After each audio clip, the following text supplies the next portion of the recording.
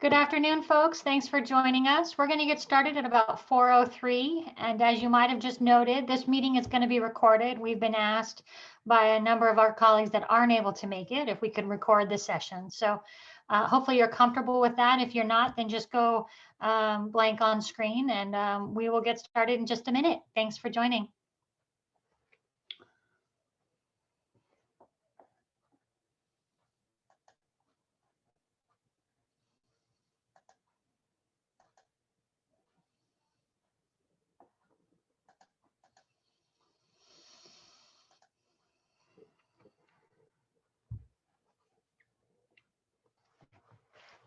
Wow, I see we're up to 160 folks joining us today. There's a lot of interest in the Student Conduct Code.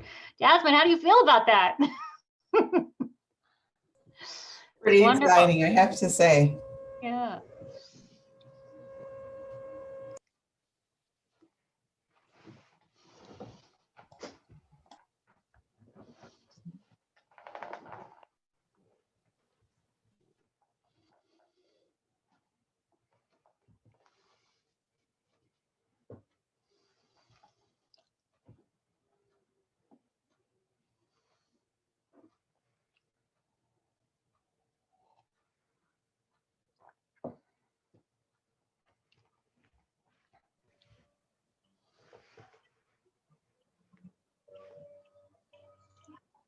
All right, Zoya, may I get started? I see people still entering, but we'll get started.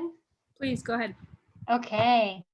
Good afternoon, everyone. I'm really impressed. We have 168 folks and more entering in the wait room joining us today as we give an overview of the Student Conduct Code and a new code that we're going to release related to student groups.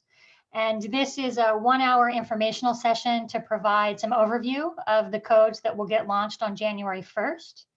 And maybe I should start with introducing myself. My name is Maria Blandisi, and I'm the Dean for Students. And I'm joined with a number of colleagues within this Zoom room that are actually charged with carrying out these codes, and also a number of colleagues that have been working on updating the codes. So as we move through this session, you will get to meet some additional folks that have been pivotal in getting us to this point. I'm seeing colleagues from all over the campus. Our UCPD colleagues are here with us. We rely on you. Thank you all. My colleagues across student affairs, our academic colleagues in the SAO and academic advising roles. So let's hope that this hour is worth all of your time. The university is obviously investing a lot in this. And so to get us started, I want to just do a couple warm-up questions. Next slide, please, Zoya. Actually, I'm going to do an overview briefly of our agenda today. So we are excited to have you with us, and I'm going to offer us a welcome. Our Associate Dean and Director of the Office of Student Conduct, Jasmine Rush, will give some high-level updates about the code so you can take note. Mick DeLuca, our Assistant Vice Chancellor for Campus Life, is going to talk a little bit about how we developed the student group conduct code. Jasmine Rush is again going to come back on screen and give us some updates on the group code and how you all refer matters to her office. And two of our colleagues in fraternity and sorority life, Emily Oswald and our colleague in Seoul, Michael, will give us an overview of the group conduct board and how you can assist us in filling that with student seats. I'm going to talk a little bit about your role in this process, and then we're going to have questions and answers from you all. So we expect to be talking at you for about 25 to 35 minutes, and then we'll open it up for Q&A. Next slide. So our next slide is really just to get us warmed up a little bit. I've got a couple fun kinds of quiz questions for you. How many conduct cases did the Office of Student Conduct adjudicate in 2019-2020, in the past academic year? Look at this, what's coming in? Oh, wow, we've got two questions launched at the same time. How many registered campus organizations are there? So thank you for filling in those responses. I'll give you a minute and then we'll tell you the factual answers and also how there's caveats to those answers.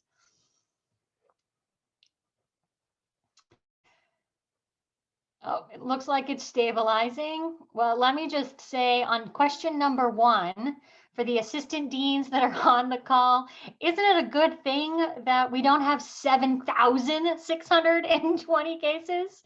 Actually, 762 was the number of conduct cases that the team adjudicated. That doesn't include all of the different times where a case was referred or somebody wanted to consult with the office or with me or with Jasmine or with an assistant dean through the dean on call process. But that was the number of times that a conduct case was opened.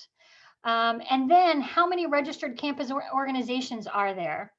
It looks like 1214, 1,214 was the overriding answer. At this moment in time, actually, the correct response was 1,142, but there's a caveat to that one as well. Our student organizations register on an annual basis, and there's an opportunity for students to register new organizations in the winter and spring quarters as well. So our director for Seoul, Mike Cohn, informed me that we will probably trend at about 1,400 by the time we end this academic year. So our 1214 colleagues, that 50% of you that responded on that point aren't totally off. Good job. So far, we're getting A's and B's in this quiz. So let's go on to the next question. Next slide. So now we want to offer up an opportunity in the chat. We want to, because we're launching the student group conduct code, which is the first that the university has ever had, we want to understand and make sure we tease out how we all define student groups. So in the chat, can you give us a sense about what you would refer to as a student group? Keep it flowing in there.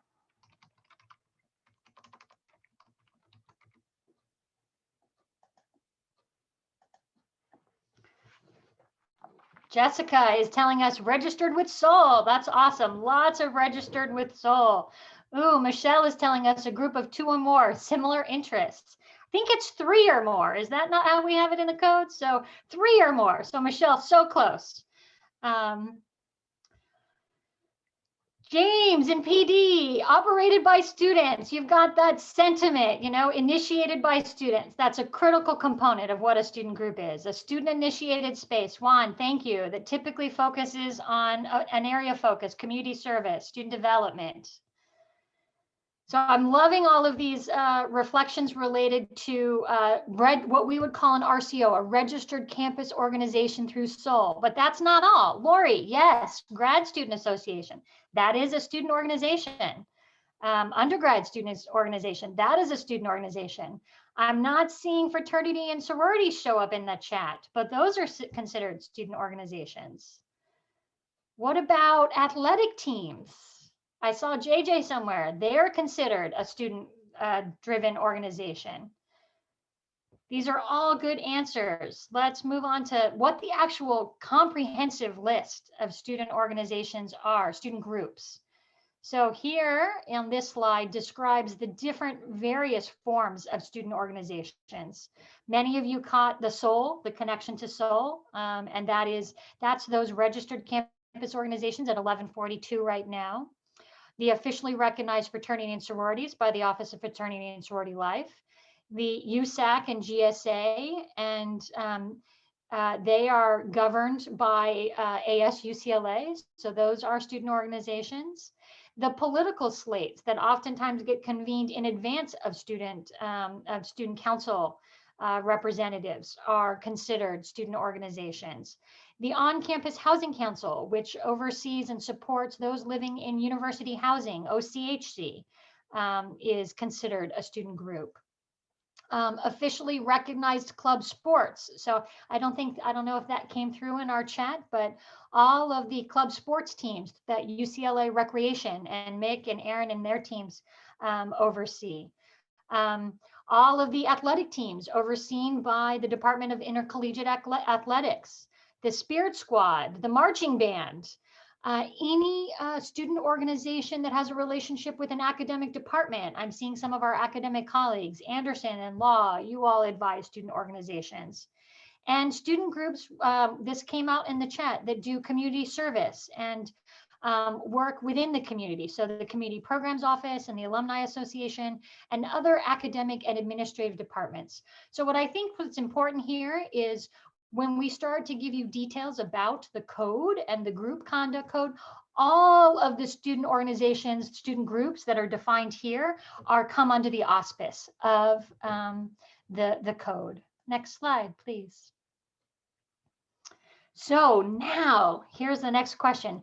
How many types of violations do you think is in the conduct code? How many rules does UCLA institute for our students in our attempt to make sure that we have a foundation of expectations that supports our values? What do folks saying? I'm seeing Denise say 26. Other responses, 1919. Love it, Karen. Not 1,919. No, thank goodness that we don't have 1919, but very creative response. Karen Monero, you're saying 31. Wow, 101. Wow, folks, keep going. This is fun. This is actually pretty fun. 1,002,000. Okay, so we've gone too far in there. I would not be able to remember 1,002,000. Let's just say that. Nor would I be able to remember 1919. Although I'd remember the number, I wouldn't actually remember all the details. What's important here is that there are 28 violations within the student conduct code. And there are 32 in the student group conduct code. And we will give you a high-level overview of those. But I think what's important in those two is that those aren't actually all the codes, not all of the policies that govern students and student activities. And so maybe some folks can give me, so maybe we get closer to the 80s or the 90s. Bill, I'm seeing 89. Maybe we get closer to that when we think comprehensively on the other policies that the university has that govern student activities and student behavior. So anybody want to tell me the other policies that might, although we're not going to focus on them here, it's important that we are aware that they exist on the campus. Chris, two. Housing regulations, Lola, yes. What our colleagues in residential life call rules for residents for the university housing on the Hill, and also university apartment housing regulations for those policies that govern the communities that are university owned and operated but are not directly on campus. Excellent. So those are two other bodies of policies that are important for us to be aware of that our residential life colleagues manage. The other ones that I want to highlight for you are Title IX. That's a great. Title IX does have, it's what we call SVSH, our sexual violence, sexual harassment policies that are governed by Title IX rules. We also have what's called PACAUs. Those are the policies applying to campus organizations and students. These are policies that are written by the Office of the President and then get deployed down to each of the campuses. So while 28 codes exist for individual students, and I'm seeing somebody say academic integrity or academic dishonesty, that's within the student conduct code. And there are 32 for our groups of students that we're about to launch.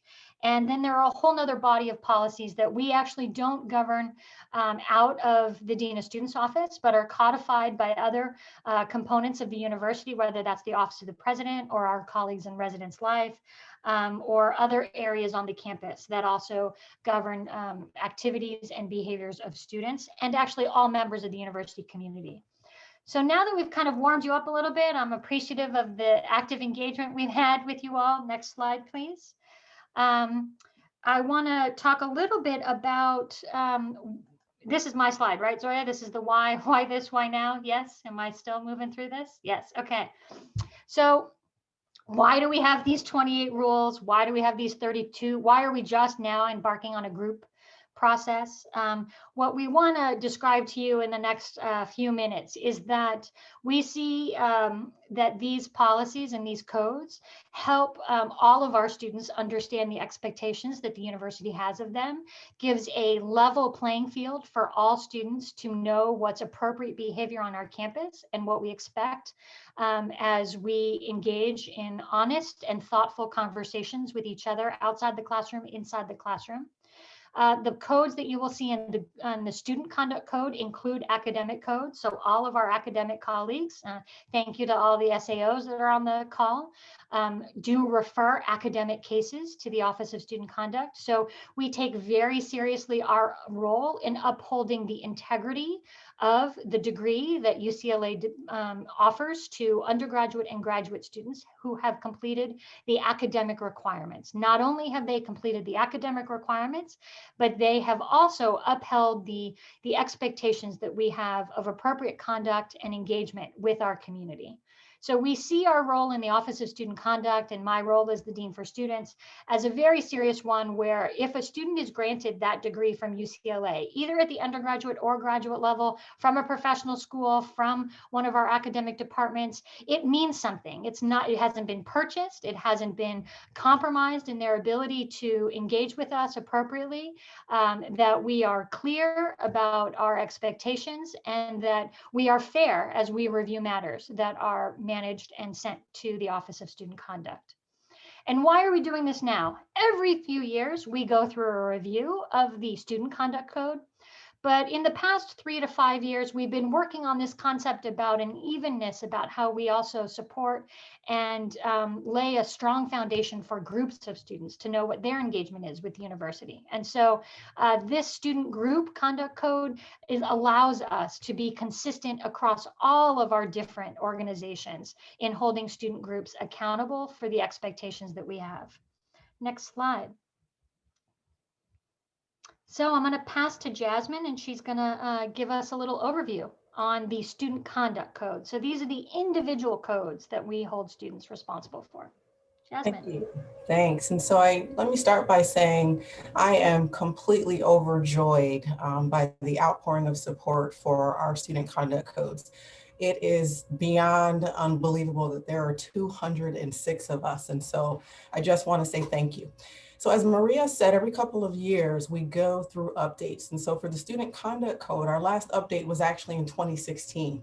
And so between then and now, we've really been taking in feedback from all of you, from students who talk directly with you, and students who talk with us. And so while Maria won't give me an hour to tell you every update, I have solidified 3 that I want to bring to your attention. And so as we've moved to the remote environment, some of you may be aware that we have had an uptick, and I say we, all 10 campuses have had an uptick with issues of students using check. And so while that behavior wasn't permissible before, our goal is really to make sure the information is clear and that students have that. And so you will see in the new iteration of the code that there is a call out to specific behaviors around unauthorized use of websites and things. So that was something that our faculty certainly were pushing for as well. And so we really felt it was important to include that.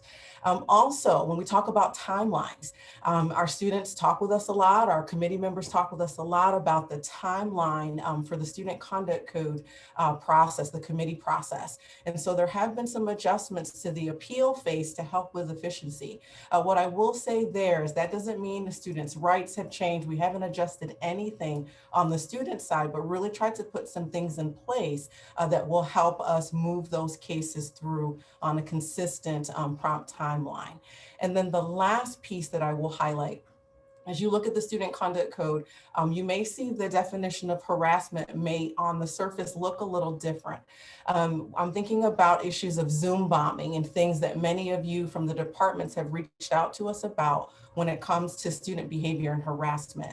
And so we're hoping with the help of Maria and with the help of Amy Blum, I don't know if she was able to join us, but we really think we have some information that will clearly articulate our rules and regulations around harassment and really hold folks accountable in the right way.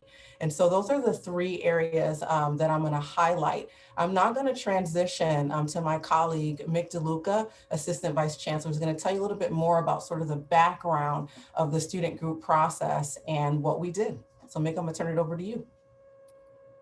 Thanks so much, Jasmine. Good afternoon, everyone. As stated, wonderful to see such a large number of colleagues from across campus. As Maria had overviewed, we will be rolling out the student group conduct code as a parallel piece to the updated individual student conduct code.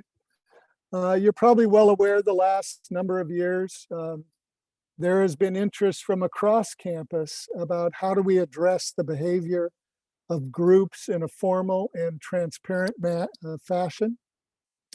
You know, this led to the need to develop a uniform set of procedures that would apply across all the groups that were highlighted in a previous slide to be able to review violations of university policies. We went about this in a very thorough process. First and foremost, we brought students to the table, conducted a series of focus groups over the last number of years with various student leaders to get feedback, to field their questions, to interpret definitions. We constituted with colleagues from both across the UC system, the Pac-12, and in many cases national peer institutions who deal with the same concept of individual behavior and group behavior. We were so pleased to have a partner in our own campus council, and I do believe I saw Amy on the Zoom and are very appreciative of her insights. And you know, as a university in the UC system, we worked hand in hand with our colleagues at UCOP to both interpret, get legal guidance, mirror, as Maria outlined, PACAO's policies, and prepare to codify the event. Let me lastly acknowledge the individuals. You'll see all those names on the screen who spent the better part of the last few years, sometimes in weekly meetings, sometimes doing homework and reaching out to groups across campus, a lot of editing and wordsmithing of documents, and we're quite pleased for the community to be in the position to roll out the student group conduct code. Let me pass this back now to Jasmine, who'll go into a little more detail. Thank you, Mick. And so we've been talking about the implementation of two codes January 1. And so I do want to just take a moment to kind of call out areas that I think are important when you look at the student group code. So as Maria said, there's 28 in one and 32 in the other. And so what you'll find is there are a lot of behaviors that mirror. So whether you're a student, we don't want you involved in anything academic dishonesty related or physical assault related. And if you're a group, we would prefer that you stay away from that as well. But with the help of our colleagues on the call, advisors, SOL, FSL, there's so many of you, residential life, we also realize that there are behaviors or accountability measures that are necessary and specific only to groups. And so when we call it the 200 series, when you look in the conduct code, there are 100, 101, 102, so on and so forth. When you look in the group code, they actually start with a 2. And so that's really the distinction, making sure that there are codes there that match group behavior and that are specific to that. And then, you know, I think the biggest show of the coordination and consultation is what we're doing right now with the student group process, similar to how we might work with SAOs or faculty in academic related matters. We plan on developing the same partnership when it comes to our advisors. Student groups come to you, they are embraced by you, you embrace the student experience. And so in the conduct process, we want to make sure that we're actively working with you, that we're building those relationships so that we can all work together to help students. And so that's really a key component of the student group process, that it will not be possible if we don't have the relationships that we plan to build with all of you in that fashion. So I'm going to go ahead and I'm going to pass it to Emily Oswald and Michael Gomez, and they're going to tell you a little bit more about the board. So the boards that they're actually going to advise and oversee in the student group discipline process. Awesome. Thank you, Jasmine. Hey folks, my name is Michael. I use he, him pronouns. So I'm going to talk to you a bit about the makeup of the group. But before I do that, actually I jumped ahead. I'm going to have Emily go over the purpose, the process of the board.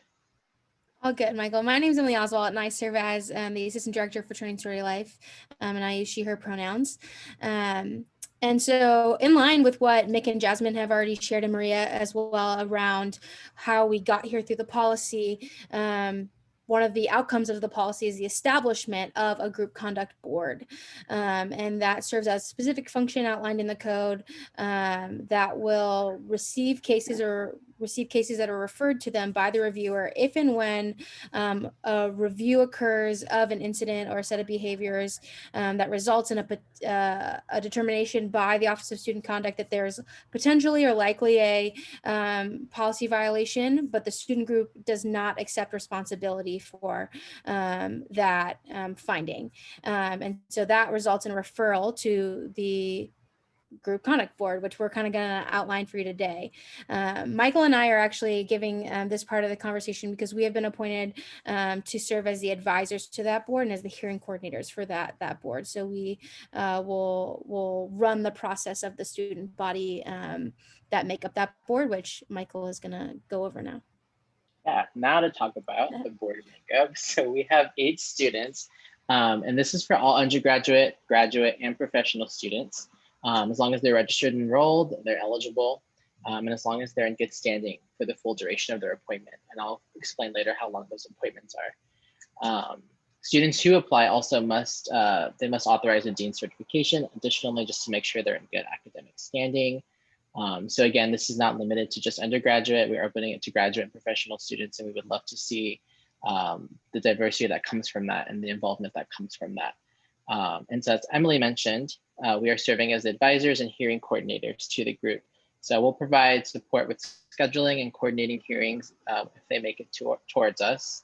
And we serve as non-voting members. So really what that means is we'll provide training for the board and we'll provide counsel to the board as they navigate the various cases. So overall serving as guides for them.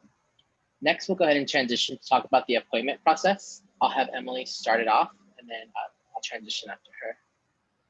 Yep. So that makeup board of 8 students that are potentially going to review those cases that are referred to the group conduct board, 2 come outlined in the code from our student governments, and they have the autonomy to appoint 2 individuals, one through USAC, the undergraduate student council, and then one through the graduate student council. And so those appointment processes are governed totally by those 2 governing bodies and have already begun that process over on the USAC and GSA side, while the other 6 students who serve on that board are participate in an applications process to seek an appointment by the Vice Chancellor of Student Affairs. And so the specifics about that application process, as you can kind of see, are outlined on our slide here, and Michael can go over some of the specifics. Yeah, so for the remaining 6 seats, those will be 18-month terms. Traditionally, it would be 2 years, but given the part of the academic year we're in, it's going to be about 18 months, give or take. Currently, this is a volunteer opportunity, and it is a good opportunity for students to get back to the UCLA community and develop an understanding for various student experiences and also enacting positive change. Ideally, we're looking for students who are not graduating in the spring, given the 18-month term serving period. You'll see some links that are noted under the appointment process. Feel free to take a picture of those. I'm also going to put those in the chat so that you all can save those. So you'll notice that there's obviously the application link. This will directly take students to the link to fill out the application. We also have a recommendation form. So students, staff, faculty can all recommend students who they think might be a good fit for the board. And Emily and I will take a look at those and we'll reach out to them to encourage them to apply. And I'm sure there's going to be questions that these students might have or that you all might have as you help them navigate through the application process or as you yourself might make recommendations. So we have a little handy FAQ for you too that you can check out that answers some general questions. So feel free to forward those links as you feel necessary to folks that you feel would be a good fit. And I think we are good. So I'll go ahead and transition it back over to Maria to close us out. Awesome. Thank you both. Thank you both. Let's go back one slide. Thank you. So how do you refer matters to our office? or to Jasmine's office, the Office of Student Conduct. So I think maybe if you hadn't taken note, a few years ago, we actually separated the Dean of Students office from the Office of Student Conduct. So when I assumed the role as Dean for Students, we created an individual, separate, independent office called the Office of Student Conduct that our assistant deans manage and oversee with under Jasmine's direction. And so when you want to refer a matter to the office, you can do so by emailing this email address or by going onto our public reporting form. And this is all online via our website. So I'm going to get next to what's your role, and then we can talk more about what we're hoping to receive your support for. So there are 4 things that we're hoping to engage you in the conversation with us as we are looking to manage and respond to incidents of concern. So one is student conduct. So we've talked about a group board. Emily and Michael just gave us that overview. We still continue to maintain the Student Conduct Committee, this SEC. These are you all, some of you sit on the Student Conduct Committee and assist with hearings when a individual student doesn't accept responsibility for violating the code, but the assistant dean that is adjudicating and reviewing the matter believes that there's something there that suggests someone needs to make a determination about the student's culpability or responsibility there. And so if you are interested, if you are a member, raise your hand. It would be great to see how many Student Conduct Committee members we have with us today. Love to see you all. We appreciate all of the work that you do. We also have, I see Chris giving me a heart. I know we have a couple Chris's that serve. Laura's in the mix. If you serve as a Student Conduct Committee member, we so appreciate your work with us. And what I hear from those that participate is they really appreciate the opportunity to participate. Go back one slide. There we go. Go back one slide. There we go. So we want to solicit your interest in serving on the Conduct Committee. If you are interested, we want you to encourage students to apply to the group conduct board. So where it is faculty, staff, and students that review matters of individual student violations, alleged student violations, we have a group of students with Emily and Michael as the advisors, reviewing those matters that are of concern to the university with the activities of student groups. So you should see these 2 boards as parallel, but one is made up of students and one is made up of faculty, students, and staff. And we are now trying to constitute the group board. And so that's why we're asking for you to identify students that you think might want to participate. I did see a question in the chat. Is the participation in the board compensated? At this time, no. We find students see this as an opportunity similar to an internship where they learn a lot about the university process and get to participate. But we hope one day that we'll get to that place. The other 2 things that we really want you and we rely on you so much for is to be in communication with us, to refer matters to the Office of Student Conduct. So as the SAOs on the board here with us, if you have faculty members that are struggling with the situation in their classroom, we need you to encourage them to report the matter to the Office of Student Conduct. If you see something, we want you to say something. If you're concerned about what you're seeing in social media, what you've seen once we resume campus operations, we need you to refer those matters to us. And we never want you to hold on to something and think, oh, well, maybe not, maybe yes. What we want you to do is consult with us. And so you can always consult with the dean on call, because Jasmine and I cannot be watching and available to all of you all the time. We have an extraordinary group of assistant deans, and I wonder if our assistant deans can also put a little heart by their name so that you can see them. That are prepared. Who's the dean on call today? I don't know. Who's the dean on call? Diane. Thank you, Diane. There's Diane. So Diane is the dean on call today. And if you were to call our office, if you were to email our office, Diane would call you back. And Diane would sit with you and talk for however long you needed to work through whatever you're struggling with, whatever your faculty member is, whatever you observed. And she would advise you on how to report the matter to our office for further guidance. And at the end of every day, Diane or the dean on call writes a summary of what who she consulted with, and then we keep an eye out for what might be referred to our office so that we can do the appropriate follow-up. So we want to make ourselves available to you as you are understanding. We sit with these 28 and 38 codes on a daily basis, and we know that you don't. And so if you need consultation, we want to make sure that you know how to reach us and get us. So important that we stay in contact and are available to you. So with that, I think I'm going to wrap it up. I see 203 folks that have joined us today. We'll have recorded this session, but I want to open it up for questions. We know we stayed pretty high level here because it can get pretty, we can get into the minutia real quick. And that's not our goal for our time today. And if you want to get into the minutia with us right now, we can do that, or we can also consult with you over the phone or in Zoom at any moment, 9 to 5, Monday through Friday. So with that, I'm going to offer up questions, question and answer. Any questions that came out? I was trying to respond to them while the chat was. Come off mute and please.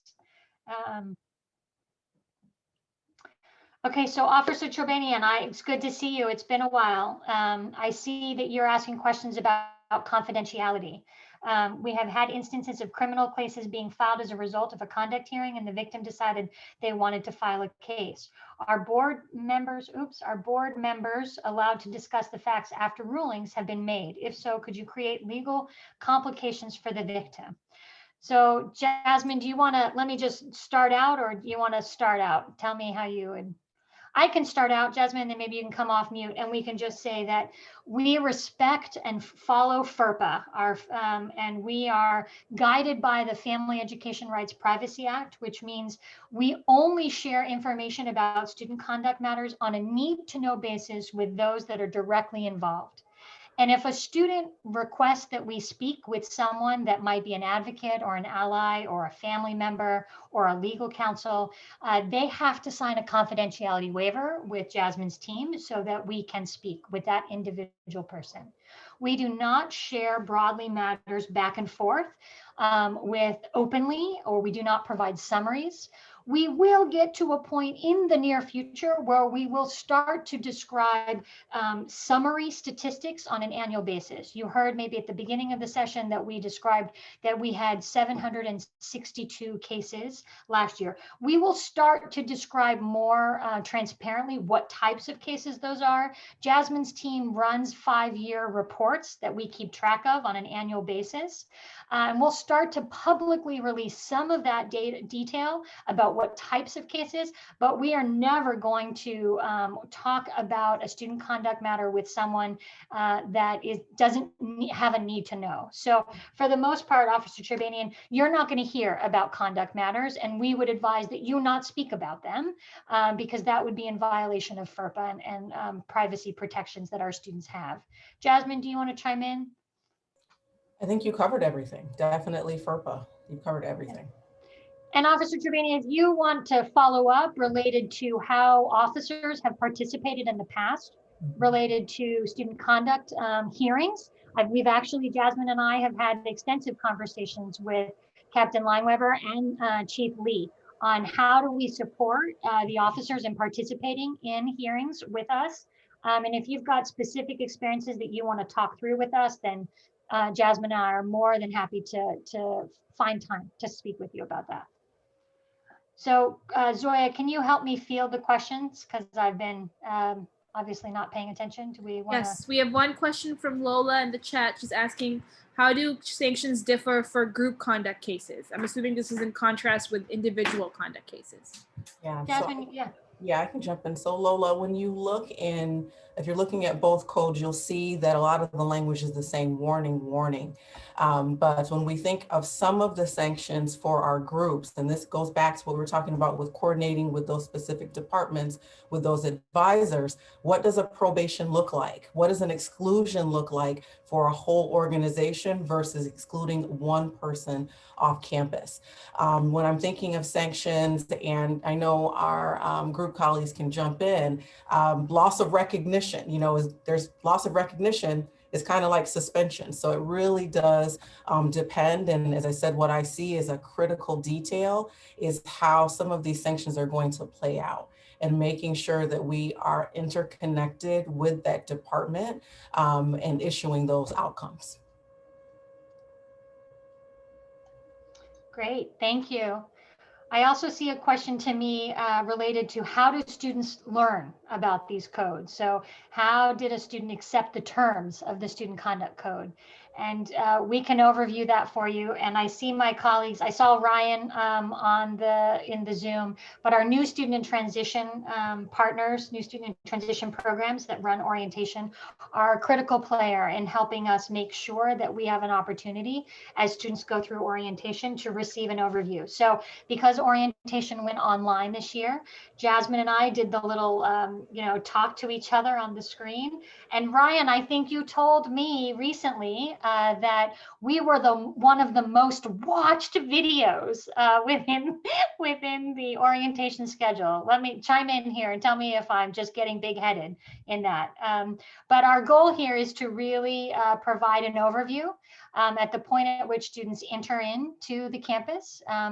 And we also release this information on an annual basis. We will be sending a notice to all students and the entire campus, actually, in the next week or two before we leave for break, that gives them notice that we have updated the student conduct code and that we are launching the group conduct code. And we will have a session in January where we will ask our student organizations, and Mike Cohn, Director of SOL, will lead that session where we will brief students. Shall we go off screen? Off screen share. So we're going to do our best to put notice out to students about the information about the codes, and we offer up about a 30 to 45 minute presentation at orientation for our incoming classes to receive information about the code. Ryan, you direct message me. Not everybody else can see it. Now I sound braggadocious, Ryan. So there were 70,000 views of the video related to our expectations of incoming students. But he does say that those stats are quite suspect. So who was watching the overview of the student conduct code about UCLA? Who knows? But hopefully the word is out there. Oh, somebody wants the link to the video. Sure, we can offer up. We plan to post that on our site. I think we're also trying to diversify our content on our website, and Diane has actually been leading us in thinking about 5-minute videos so that you could get a quick snapshot. And we will release those to specific STEM faculty or faculty in the humanities or writing, so that we highlight specific parts of the code that we know are critical for where they are of interest. So we'll continue to try to put information out about the codes in multiple modalities so that folks, students, and all of you have access to it. The new codes will be launched before January 1 on our website, and they will be accessible. And we'll have printed copies. So if your office requests, you want us to mail you a copy while we're in this Zoom environment, you can do so. So we'll give directions about how to receive an in-print copy of the code if you wish for that. And we'll keep doing the work of putting the word out there. And we appreciate you also sharing that information with us. We have a question about students that may not attend orientation, or what are other ways in which they receive this information? That's our continued effort to post it on our website. Oftentimes students don't pay attention to the codes until we call them in to our office. So even when we attempt to offer up overviews, they get a thorough understanding of the process once they might have been referred to our office. So we'll do our part, and we ask that you share whatever you can to assist students in receiving this information. Maria, there's a question in the chat about individual conduct versus group conduct, and I can tackle that one. I will tell you, for our partners in SOL, so for Mike and Lindsay, and I'll even say Residential Life, it has long since been a practice of theirs. If there's a group issue and they believe individuals are involved, they will manage the group issue and send the individual names to us. So there won't be a change in that process of holding accountability in both ways. I'm seeing Jesse, our new student and transition colleague, offer that links to the student conduct code are also part of preparing for new student orientation online module, which that was new this year, right, Jesse? So that is an online module that all students get access to, and that information is also included in that for all incoming students. Correct.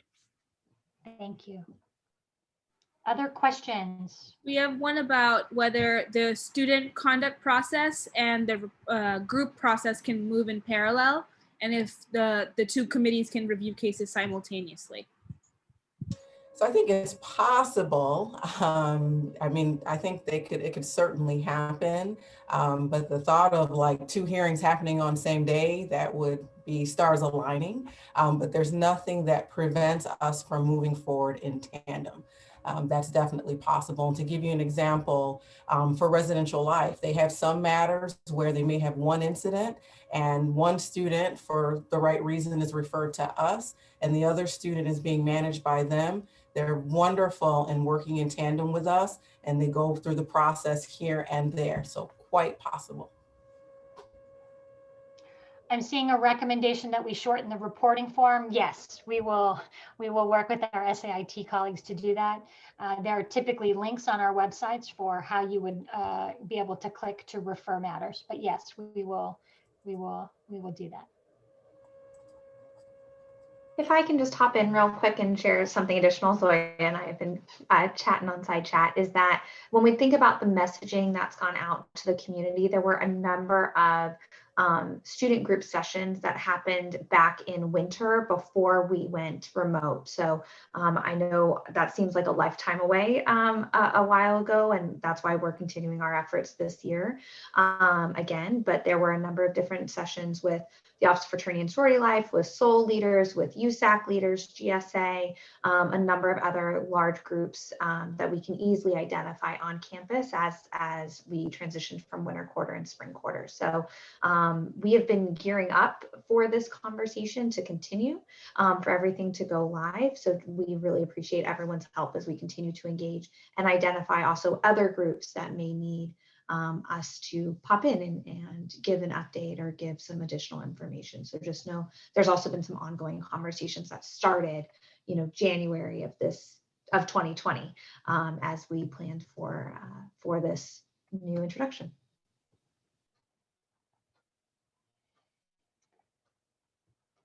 All right. Any reactions? Did we meet your needs? We've lost 20 people so far, so folks are peeling off. You got the information you needed. Anything else that folks were hoping we would cover that we haven't?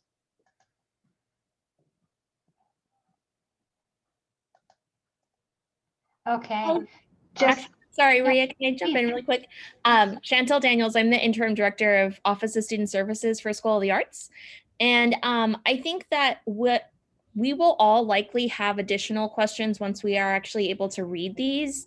So I'm wondering, A, if there are plans to have another session like this, maybe after we've all read through everything and after our students have had a time to look through it as well, because I'm sure we'll start to get questions then.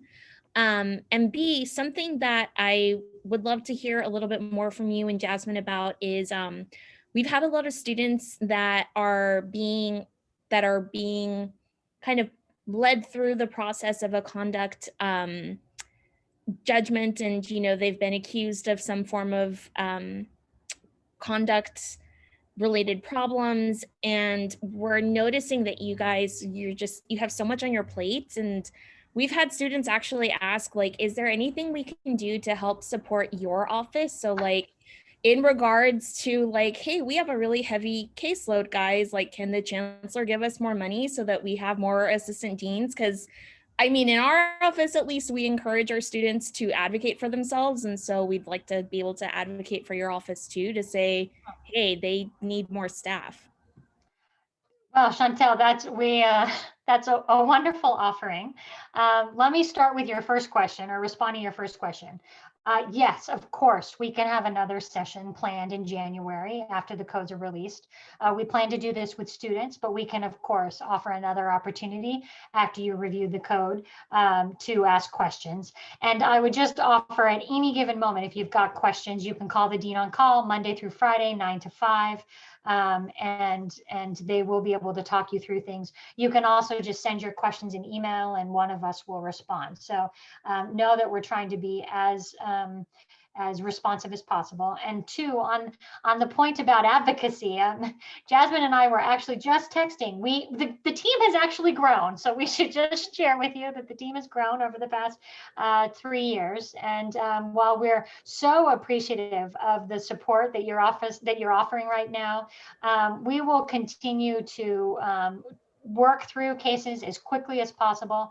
I think what's important here is that because of the legal ramifications and because we work in partnership with so many offices and faculty, that students shouldn't, if you could help advocate and understand and shape students' expectations, that cases don't get resolved like this. We have a very thorough timeline that manages and responds to due process, and it makes sure that it gives every student ample opportunity to engage with the assistant dean through the process. So just because a case takes longer than a student would prefer, please know that that's not necessarily because we don't have enough people working on the cases. It's also because we are very mindful of due process and how we try to move through a case. But I will take this is a recorded session, so you are on record with advocating for increased staffing within the Office of Student Conduct, and I will be sure to share that with my colleagues. And I also have my colleagues within Student Affairs Leadership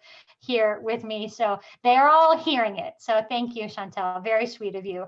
I think COVID has obviously spiked the number of kind of on the spot ways in which we've needed to respond, but we are rolling with the punches and working as quickly as we can. And if you don't find that our students or our faculty are satisfied with that, then we are always ready for the feedback and also ready to explain why we are where we are in this process on a need to know basis as appropriate with the information that we can release. I think Jessica had her hand up. Former Dykstra student leader, where's Jessica? Hello. It's been a while, Jessica. You knew me when I was a resident director. Look at us now. Yes, okay, what's your question? You were our resident director. Good to see you. I had a question as the student group conduct code pertains to students who are employed, but where we employ like a group of students. So does that then fall under the student group conduct code if we have something like a staff of peer counselors or yes, things like the orientation staff? Yeah, so, in those, I see Emily Oswalt nodding. We oftentimes might see incidents of hazing in those types of groups where there's a lot of collaborative spirit, but also ways in which you do team building that, not you, but students might actually be hazing others. So we wouldn't take them through an employment process, but we would take them through a conduct process if we found that there was a situation involving a group of people that were doing something that compromises the health and safety of all members of the organization. Emily, Emily Oswalt's been leading the charge and really helping us bring to light incidences of hazing and having a better collective consciousness and being able to identify those types of incidents. So Emily, you want to chime in on that? Yeah, the only thing I would clarify is that the student group conduct code isn't meant to review their actions like while performing their employment acts, right? So that is still going to be conduct that you as their supervisor or as the supervising department would be in charge of. And it's more about their behavior as an entity when or where that a violation is likely exiting the expectations of their employment.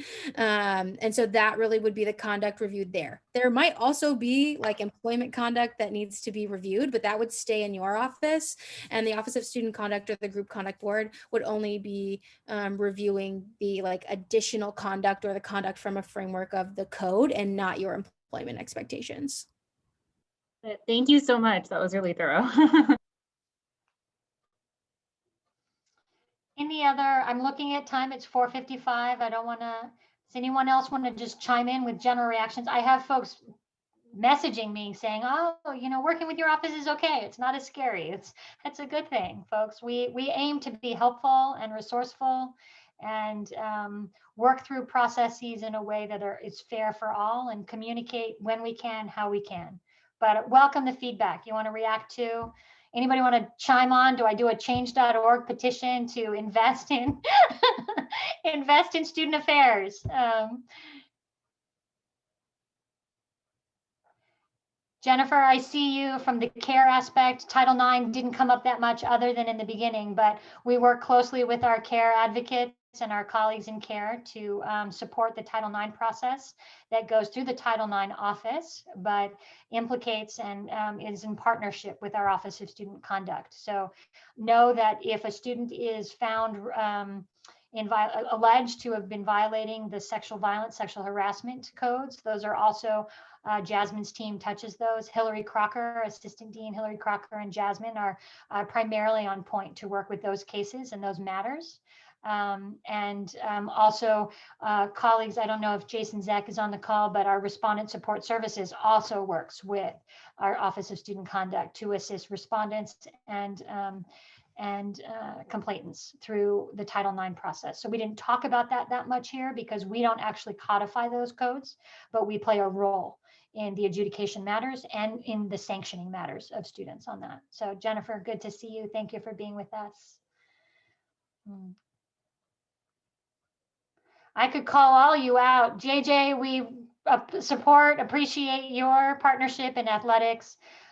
We fortunately, you see schools across the country that have pretty high level concerns with athletic teams, and our athletic colleagues do a really solid job in advising coaches and advising our student athletic teams about how to stay above board on those things. And we work in partnership with you all. So to our athletics colleagues, also kudos on the Nagy deal today. I'm sure that was a big deal in your arena. It was a big deal in seeing that press release. So, UCLA has now been with every major athletic company. Is that fair to say, Mick? I mean, we've gone through the gamut now, yeah?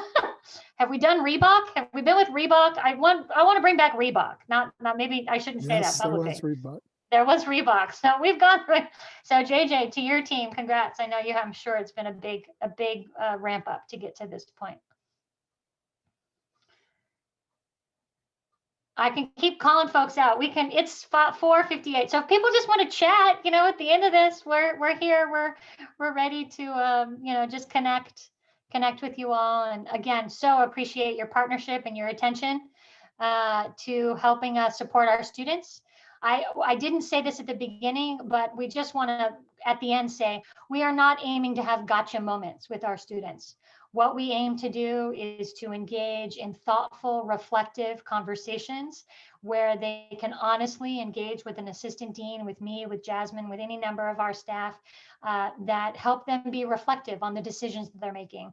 And sometimes, cases that get referred to our office are not accurate. They're not right. We are very prepared to thoroughly review matters so that we have a fair process going forward. So what we hope to do in our conversations with students is to have them reflect on how we've gotten to this point and how we can not continue to get to these points, and to support them in the moments of stress that they might then compromise their decision making on. So all of us can reflect conversations that we've had with students that are, that pivotal change, that pivotal moment in a student's life that shifts from, I get it now, I'm not going to continue to do that in that way. I understand how people are responding to me. That's not what I want to be doing. So 80% of the time, our students have those conversations with us in a way that say, I get it, and I accept responsibility, and I'm not going to do that again. And then 20% of the time, we work through the challenging situations. So I thank you all for being with us. I thank my colleagues, and I'll just hang out here just to see if anybody wants to chat and catch up. Thank you.